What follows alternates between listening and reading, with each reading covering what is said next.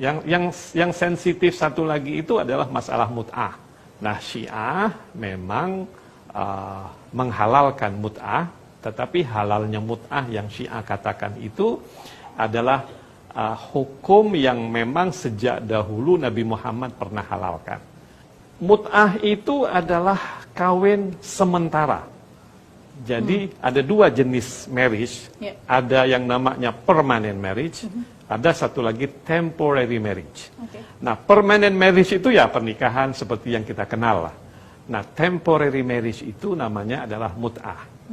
Nah, mut'ah itu berarti dia nikah, hanya saja waktunya terbatas. Dikompromikan antara kedua belah pihak, laki dan perempuan. Itu namanya mut'ah. Dengan syarat di kacamata Syiah? Ya artinya mut'ah itu tanpa syarat. Tanpa syarat maksudnya bisa mut'ah. Ya dia harus dia harus memenuhi semua persyaratan dalam hukum nikah permanen. Tidak ada perbedaannya. Perbedaan antara harus menikah permanen dan sementara? Begini, biasanya saya tidak bisa memberikan satu contoh yang semua orang suka dengannya ya. Tapi saya pikir ini adalah masalah yang dihadapi oleh hampir semua orang. Dan itu terjadi bahkan di zaman Nabi. Sunni mengatakan diharamkan kembali oleh Rasulullah, tapi Syiah mengatakan Rasulullah tidak pernah mengharamkan itu. Nah, itu menjadi sebuah isu yang sensitif juga untuk memojokkan Syiah. Orang yang meletakkan Syiah sebagai mazhab yang menyimpang, itu tidak punya pegangan yang kuat secara syariat. Mut'ah ini akidah, sebenarnya bukan akidah, dia adalah maksiat ya. Tetapi maksiat tersebut berpahala masalahnya. Barang siapa yang mut'ah sekali, kedudukannya seperti ini. Barang siapa mut'ah 2 kali, kedudukannya seperti ini. Barang siapa 4 kali, seperti Al-Hasan Al-Husain atau seperti Ali bin Abi Thalib. Ya, Masya Allah, sudah mut'ah enak, surganya tinggi. Makanya dimasukkan dalam apa? Akidah. Ya. Nah, mereka meyakini mut'ah adalah pernikahan tanpa wali, tanpa saksi. Dan boleh sekali jima, dan boleh beberapa hari, boleh beberapa jam, terserah. Paling minimal sekali berhubungan.